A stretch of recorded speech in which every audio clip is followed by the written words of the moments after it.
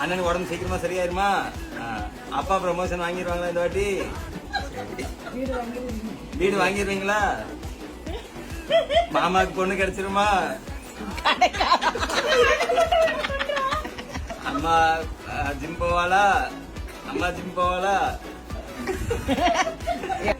யாரும் நல்லா படிப்பானா?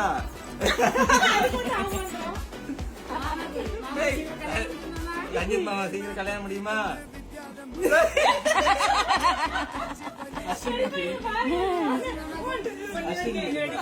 ஒருவேளை இந்த குட்டி ஜோசியர் சொல்றது உண்மையா இருக்குமோ?